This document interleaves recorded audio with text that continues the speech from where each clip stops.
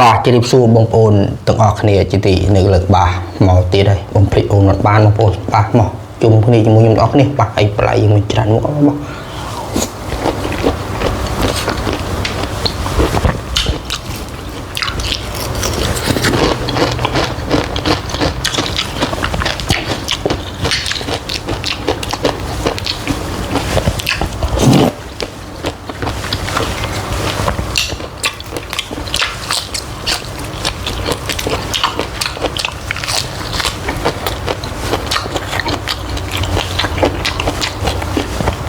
บากเคยวิดีโอนี้มองประมาณ3 4 จุยคือเหมือนปรับในมือเพิ่มมือได้เลยบางหมอกมันยอมรับเนี่ยบาก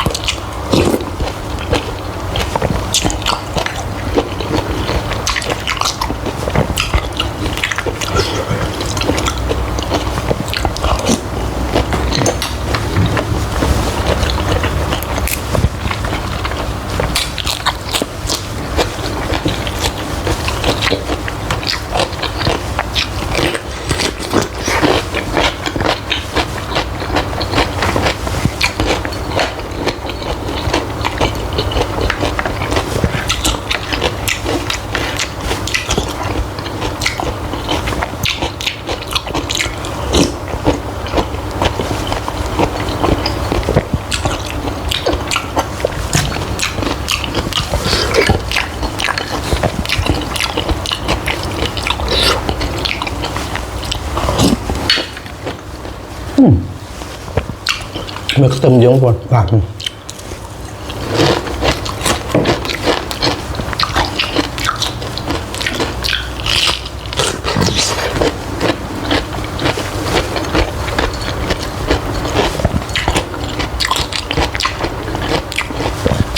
บ่าสมพญาบองปูนจุยอะไรก็แซมในมือเขาหมดตัวนี้บ่าหมักจุ่มดีมันแบบนี้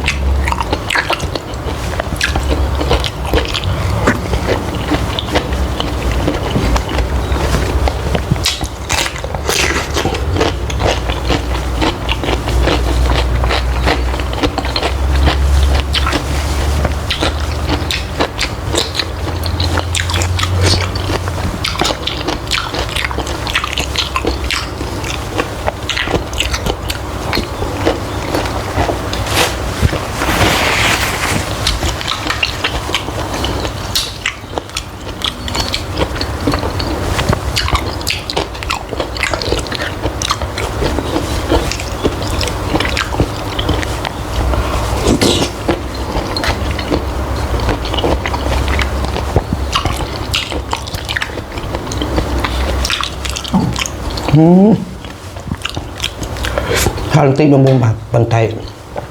งานยังโมบ่า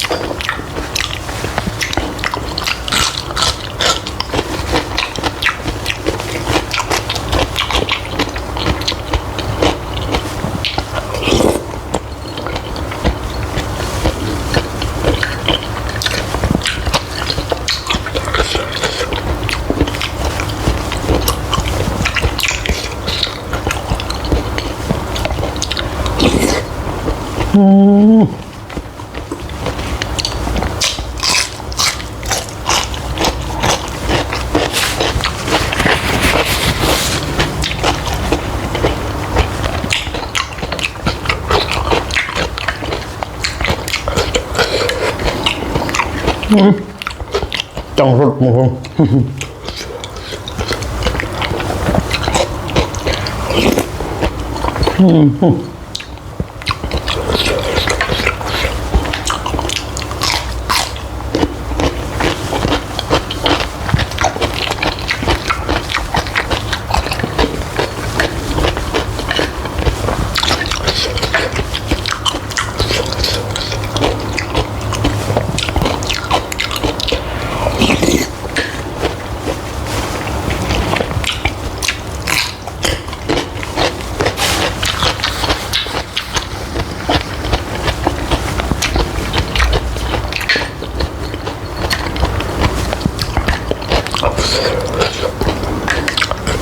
บ่